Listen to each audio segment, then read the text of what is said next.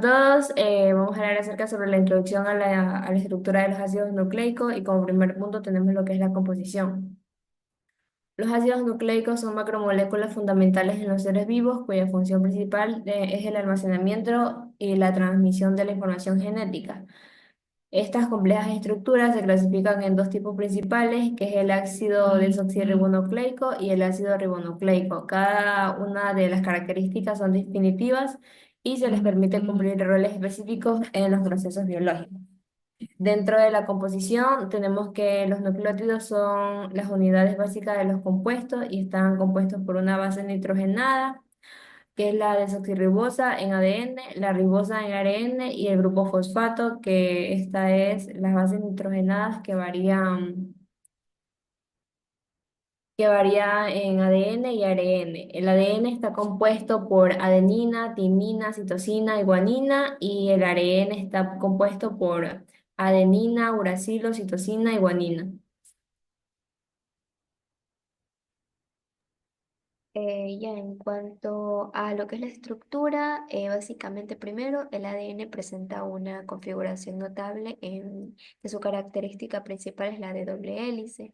Esa característica está formada por dos cadenas complementarias que básicamente se van a entrelazar de manera antiparalela.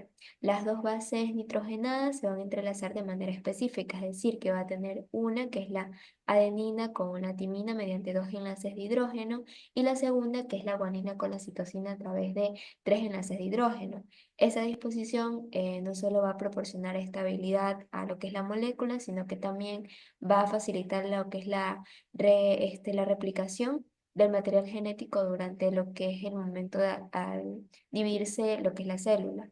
Por otra parte está lo que es el ARN y su estructura, que generalmente va a ser monocatenaria, aunque capaz va a tener la capacidad de plegarse en configuraciones más complejas. Esta va a ser versátil, va a manifestar diferentes formas como su función. Esta va a tener ARN mensajero, el ARN ribosómico y también el de transferencia. El ARN mensajero va a transportar información genética de lo que es el ADN a los ribosomas. El ARN ribosómico va a formar parte estructural de lo que son de los ribosomas y el ARN de transferencia va a facilitar lo que es el transporte de aminoácidos durante la síntesis de proteínas.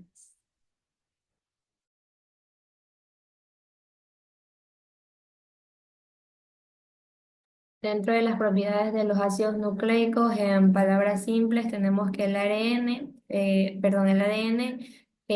ayuda a la alta estabilidad de la estructura de doble hélice, a la capacidad de la replicación de la semiconservativa y el almacenamiento de la transmisión de información genética, y el ARN ayuda a la menor estabilidad del ADN, la mayor versatilidad funcional y la participación en síntesis de proteínas y la regulación genética.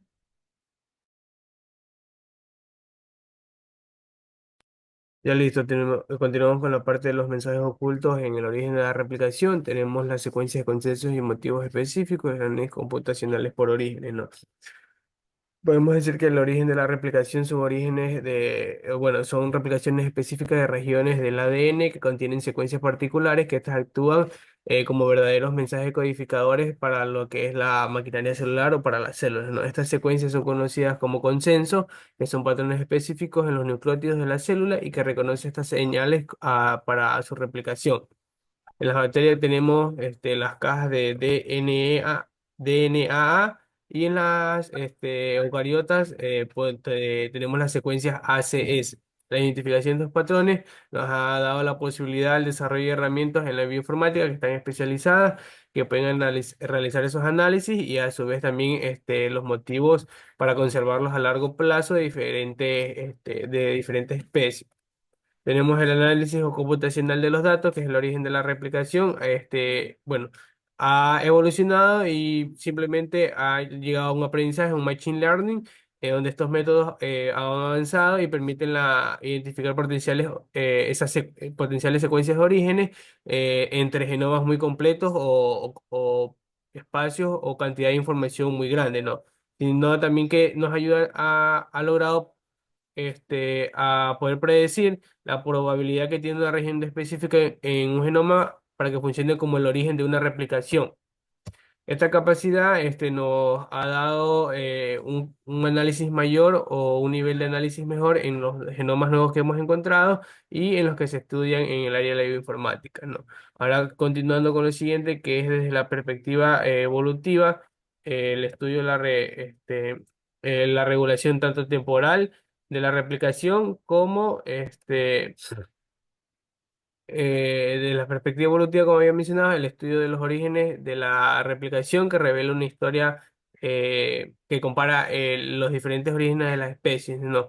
Algunos elementos se mantienen conservados mientras que otros han ido evolucionando de manera específica para que cada especie surja de una manera distinta. Podíamos ver que el análisis bioinformático tanto de las cromatinas como de las modificaciones epigenéticas que da el ambiente ayuda a predecir el timing de la replicación o el momento en que se produce esta replicación. Las bases de datos que hay especializadas para esta información se han creado muchas a lo largo del tiempo, ¿no? Y esto nos ayuda también en general a determinar o identificar elementos específicos o grupos taxonómicos. Burbuja de replicación. La burbuja de replicación representa una estructura fundamental en el proceso de la duplicación del ADN. Esta estructura se forma cuando la doble hélice del ADN comienza a desarrollarse en el origen de la replicación. Durante la formación de la burbuja de replicación ocurren varios eventos cruciales. Tenemos el primero, que las enzimas helicases rompen los enlaces de hidrógeno entre las bases nitrogenadas, complementarias separando las dos cadenas del ADN. Como el punto 2, vamos a tener que a la medida que las cadenas se van a romper, se van a formar dos horquillas de replicación en los extremos de la burbuja, que se mueven en direcciones opuestas. Como punto número 3, tenemos que las proteínas unión ADN de cadenas simples adhieren a las cadenas separadas para evitar que vuelvan a unirse y para protegerlas de la degradación. En cada horquilla, la ADN polimerasa comienza a sintetizar las nuevas cadenas complementarias siguiendo la regla del apareamiento de bases, AT y CG. La burbuja de replicación se expande continuamente a medida que avanza la replicación, permitiendo que más segmentos de ADN se repliquen. Este proceso es bidireccional, lo que significa que la replicación procede simultáneamente en ambas direcciones desde el origen.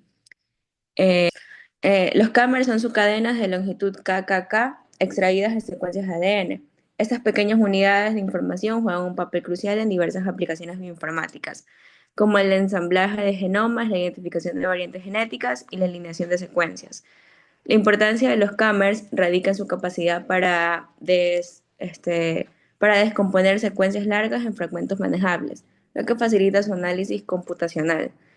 La aplicación de los cámaras, pues estos tienen múltiples usos en bioinformática, como la identificación de variantes genéticas, ensamblaje de genomas, alineación de secuencias, eliminación de secuencias repetidas, medición de cambios en la transcripción, abundancia de isoformas y la detección de baja calidad o de contaminación. Gracias.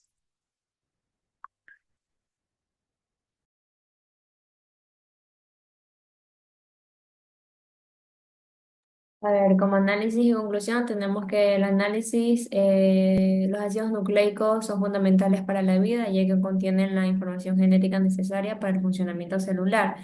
Su estructura y función ha sido ampliamente estudiada, permitiendo avances en la biología molecular y dentro de lo que es la conclusión, tenemos que el estudio de los ácidos nucleicos no solo ha permitido entender los mecanismos de la herencia, sino que también permite la expresión genética y también ha impulsado la innovación de medicina y biotecnología. Muchas gracias.